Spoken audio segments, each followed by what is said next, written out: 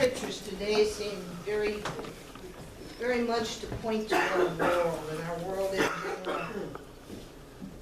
I think we're all still thinking and praying for the people of Paris, as we remember what had happened here and what it felt like on 9/11.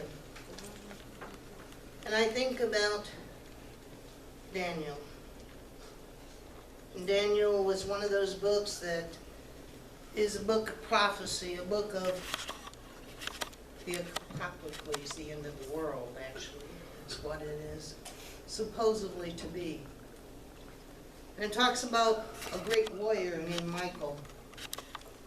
In the Bible, Michael is an archangel.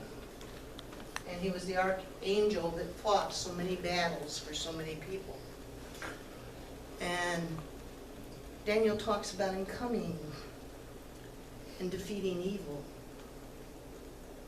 and how the righteous shall stand. When I read the letter of Hebrews, Hebrews is a book of faith, is actually what it's always been called, is the book of faith. They're not even sure who wrote it. But they know that it was written, and it was written to encourage people like you and I. There are stories in it that go everywhere from how Abraham, Lot, and all the rest of the Old Testament folks that sometimes just weren't the best people in the world. You know, Abraham was a liar. Abraham was married to his half-sister. That's who Sarah was. Lot, well, you know, he fathered his own grandchildren. Sometimes I think about those people. I think about Samson. And I think about how he was raised to always be God's servant. He was told that the only thing he couldn't do in this world was cut his hair because then he'd lose his strength. And like so many people, oh dang, little Sam's fell in love. Tried to keep a secret, but you know, if you have this little thing you can hang over their heads, sometimes you can get secrets out of those. And that's what happened.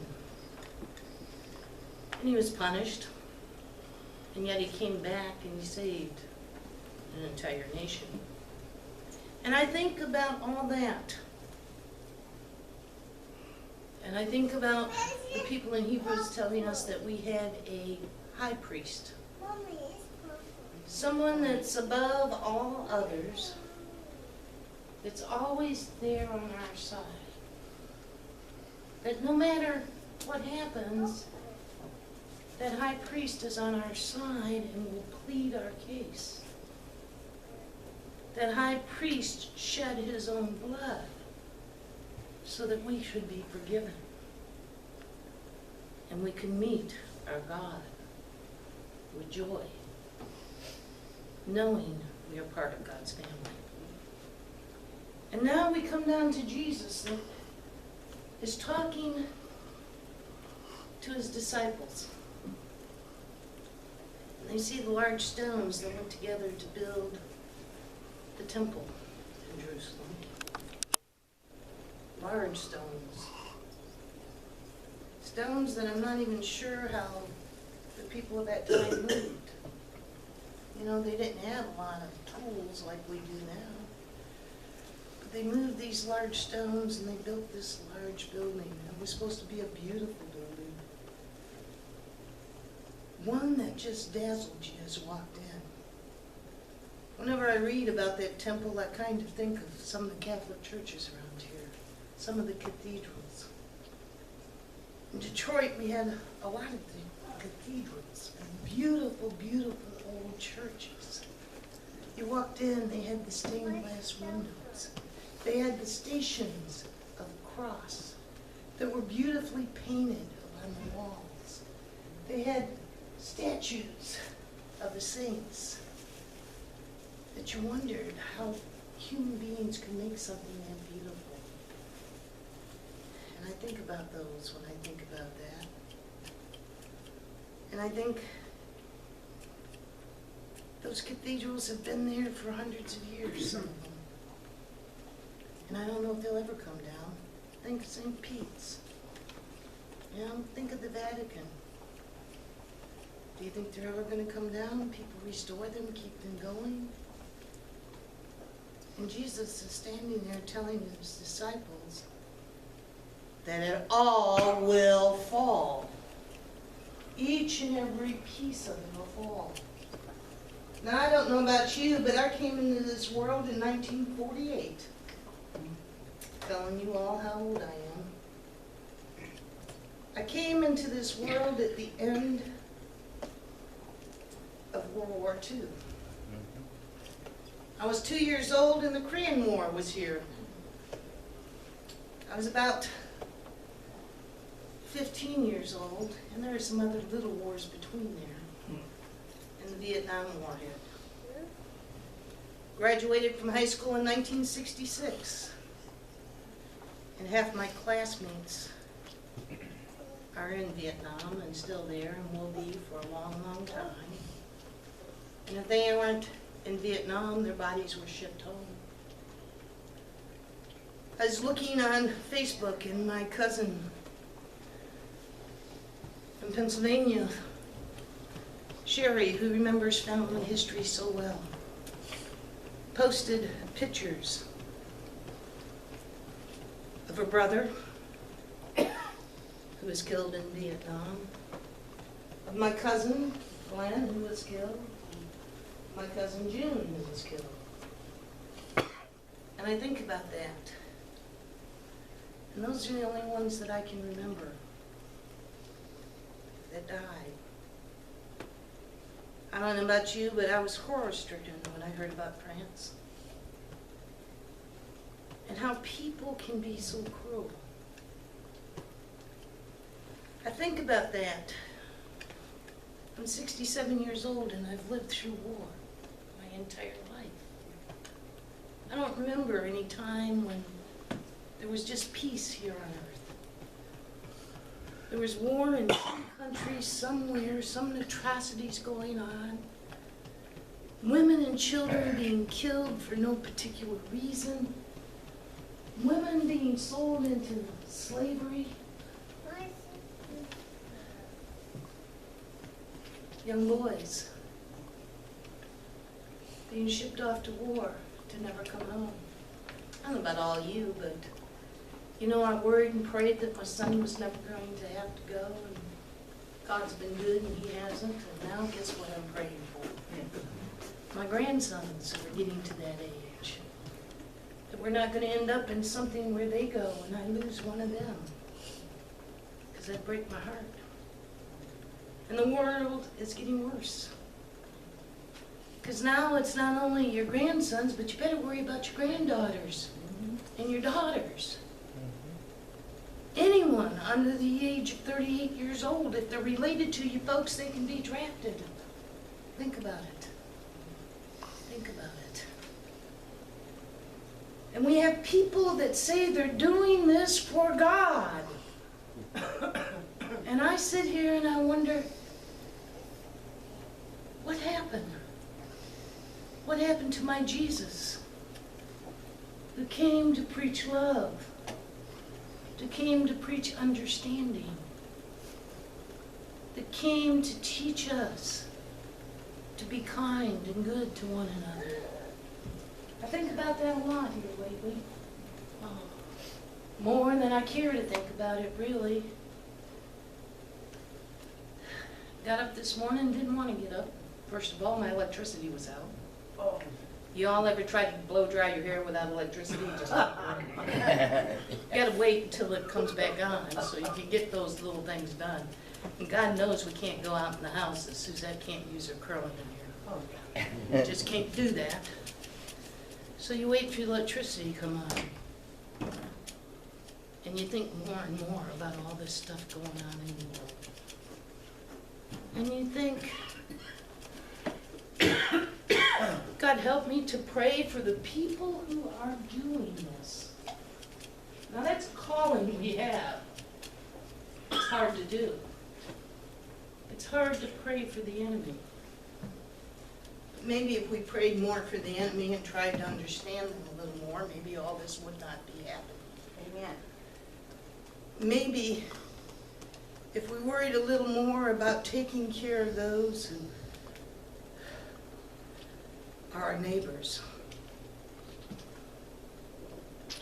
Got a letter that Suzette will tell everybody about from the fellowship, thanking them for the $70 you all donated to the anniversary.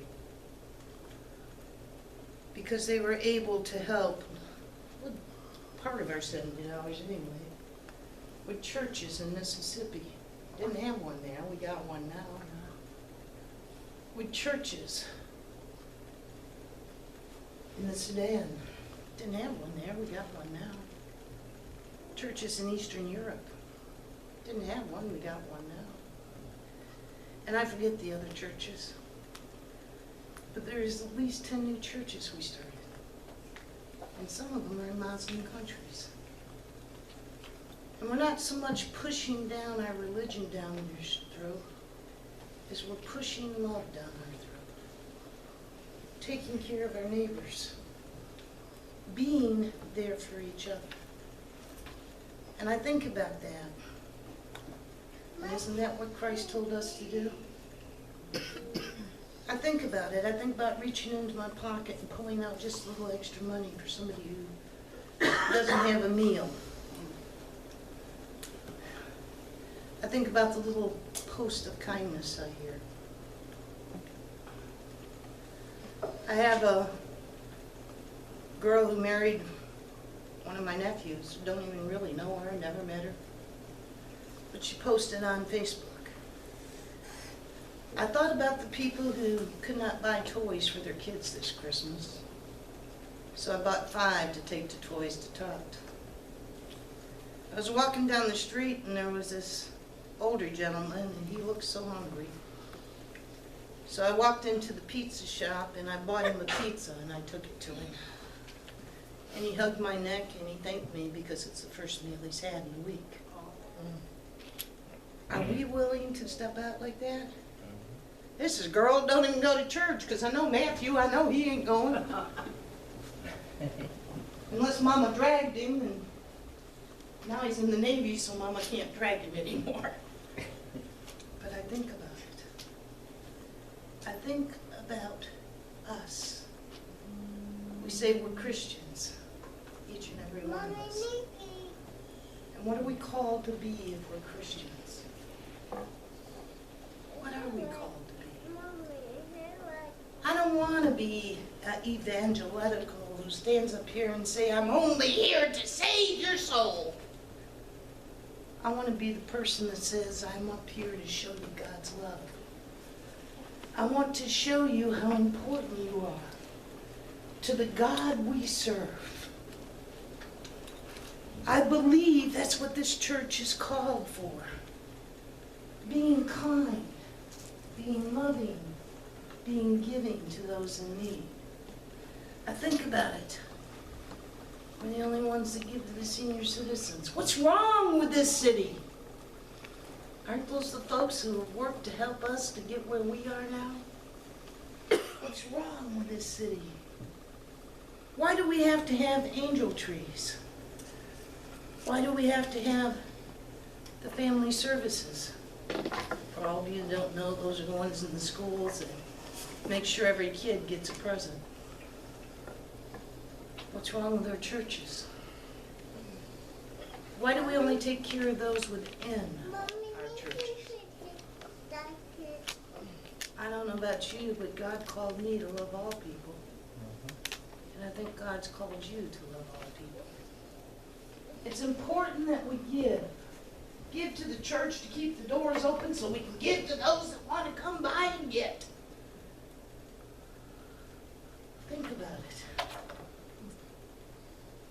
Because Jesus has told us before the end, those cathedrals are going to tumble. would be destroyed. Those governments would be no more. And all of the war is going to go on until Christ returns. I just want to make it a little better. What do you want? What has Jesus called you for? And the only thing I can worry about is my back pain, my knee pain. Are my bills being paid? Is there enough food in the house? Have I spent enough money on my kids and grandkids? Or do I worry about the world I live in and making a little better place? Amen. Amen.